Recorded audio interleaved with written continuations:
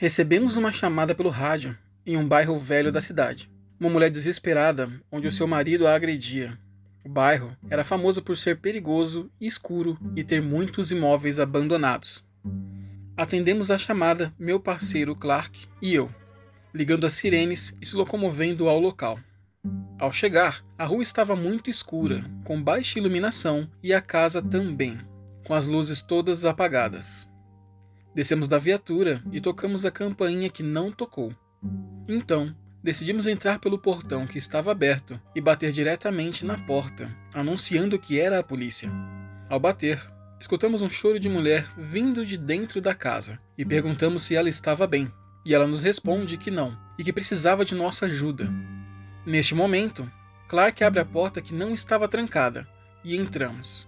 Olhamos o andar de baixo e o porão e não encontramos nada. Quando subimos, a mulher estava no andar de cima, trancada em um quarto, e o resto da casa vazia, sem sinal do marido. Perguntamos onde ele estava, e ela nos disse que estava dentro da casa. Quando escutamos a porta do andar de baixo bater, e nos assustamos. Clark foi verificar o que era, e era apenas o vento. Batemos na porta do quarto e falamos: "Senhora, está tudo bem? Poderia abrir a porta para nós?" "Não está tudo bem, Sr. Clark e Sr. Mendes", ela respondeu. Nos assustamos e olhamos um para o outro. Em momento algum, não nos identificamos para ela. Como ela poderia saber os nossos nomes? "Se a senhora não está bem, precisamos arrombar a porta. Se afaste, por favor", falou Clark. Neste momento, eu o seguro e falo: "Ela não respondeu. Pode estar atrás da porta. Vamos acabar machucando. Espere." E então, ela fala por detrás da porta: "Sr. Clark, caso chute essa porta, eu vou atrás de sua família, da sua bela esposa e filhas, e vou estripá-las." A sua voz ficou mais grossa no final. Clark perdeu a cabeça e chutou a porta, e quando ela abriu, não tinha ninguém dentro do quarto. Tudo vazio. Nada. Nós saímos de lá assustados, e eu fui dirigindo a viatura, pois Clark não parava de tremer. Eu nunca o contei sobre isso, mas naquele dia, quando saímos com a viatura, pelo espelho retrovisor, vi uma sombra se levantar da escuridão, com olhos vermelhos, nos olhando partir. Eu recebi uma ligação para 190, de uma senhora que estava com falta de ar. Não era a primeira vez que esse casal nos ligava, e eu já estava acostumado a atendê-los. Solicitei uma ambulância para sua residência e continuei na linha com a senhora, conversando, e ao fundo, seu marido também falava. Após alguns minutos, a ambulância chega à residência, e eu aviso a senhora, falando que os agentes estão a caminho da porta. Ela agradece e desliga o telefone em seguida. 1 minuto depois, a ambulância me liga, avisando que não foram atendidos pela senhora, o que era estranho, pois estava o tempo todo com ela na linha, e eu os aviso sobre isso. Um policial estava por perto e eu solicitei que ele fosse até a residência para arrombá-la, se tratando de uma emergência. A ambulância liga novamente, perguntando se tudo era uma brincadeira, e pedem para falar com o supervisor do meu turno. O mesmo os atende e escuta minha ligação, confirmando minha história.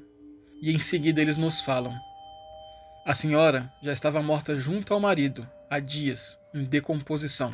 A senhora morreu por falta de ar, e o senhor morreu por uma parada cardíaca, logo em seguida. Um do lado do outro.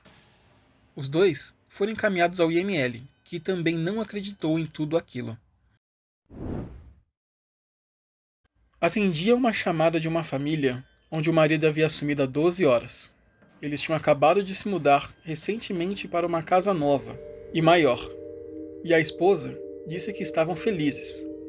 Fizemos algumas pesquisas e descobrimos com seu banco que sua conta foi esvaziada. Sua esposa informou que eles tiveram uma briga sobre finanças e decidiram mover o dinheiro todo para uma conta conjunta onde ela tomaria conta. Tudo aquilo era suspeito demais, e eu resolvi interrogar seu filho, de 14 anos, que confirmou tudo, dizendo que era uma família feliz. A nova casa ficava abaixo de uma floresta. Eu resolvi subir de carro para procurá-lo. Ele havia saído de casa em sua caminhonete verde, e tudo indicava que estaria por lá. Pela estrada, avisto que a mesma havia movimentação no cascalho. o que dava suspeita que alguém passou por ali recentemente. Após uma longa estrada abaixo de neve, chego ao topo e não vejo nada, nenhum vestígio. Ao descer e voltar para a cidade, percebo algumas estradas novas, feitas pelos locais na floresta dentro, e resolvo investigar. Quando entro na estrada mais funda, em meio ao barro, e meu farol ilumina uma caminhonete verde ao fundo. Eu não tinha dúvidas que o carro era dele, e ao me aproximar do vidro, o que eu vejo me deixa apavorado. Era uma mistura de cérebro e sangue espalhado na cabine, onde ele mesmo havia atirado na sua cabeça. Eu tive que esperar pela ambulância por 3 horas, devido às condições do lugar, ao lado daquela cena horrível. Fomos chamados para atender um suposto acidente. Um rapaz de 20 e poucos anos, que dormia no trilho do trem e foi esmagado.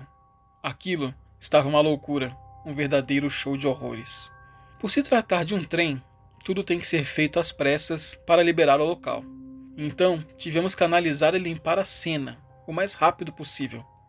A família reclamou que havia sumido um colar do filho, de ouro, com uma cruz na ponta, alegando que a polícia havia roubado. Nós procuramos por todos os lugares e não achamos nada. Usamos até um cão farejador e nada foi encontrado. A vítima tinha um irmão que usava uma tornozeleira por ter cometido outros crimes, e ele disse para todos que a polícia não prestava e que ele encontraria o colar. Algumas semanas depois, ele foi encontrado morto, atropelado por um trem, no mesmo trilho, a 10 metros de distância do irmão. A família informou que após o acidente do irmão, ele mudou e parecia perturbado, e que ele havia roubado o colar e se arrependido. Estava voltando ao local do acidente para devolver, e infelizmente teve um triste fim. Fui chamado pelo rádio para atender um chamado de uma família onde o irmão mais novo, atentado, acabou apanhando demais.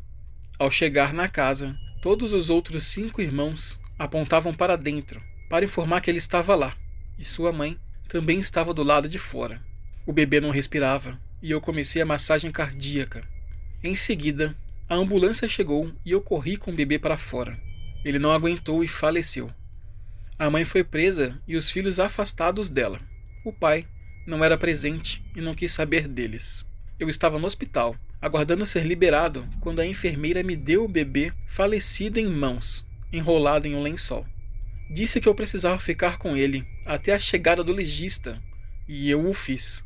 O segurei no colo, em pé, no hall. Todos que passavam achavam aquilo lindo. Um policial fardado, segurando um bebê no colo, mas mal sabiam que o bebê estava morto.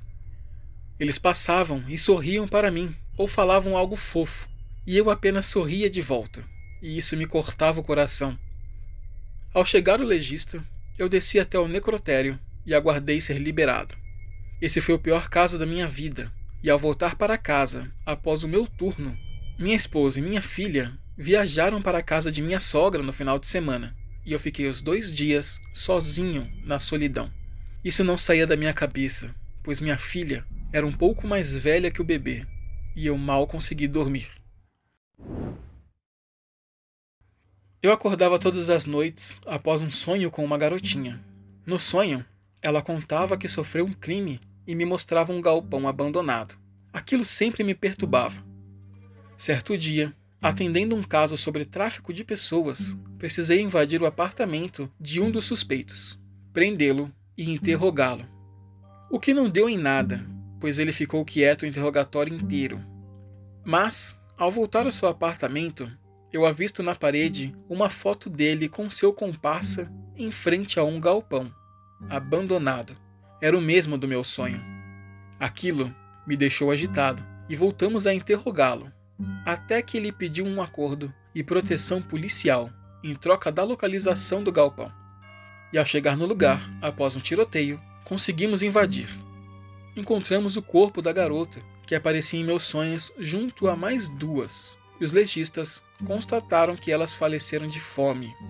Encontramos também no lugar mais 15 garotas sequestradas para serem vendidas pela Deep Web. Aquela garota conseguiu salvar suas colegas e ajudar a acabar com um dos maiores esquemas de sequestros e tráficos de crianças da região.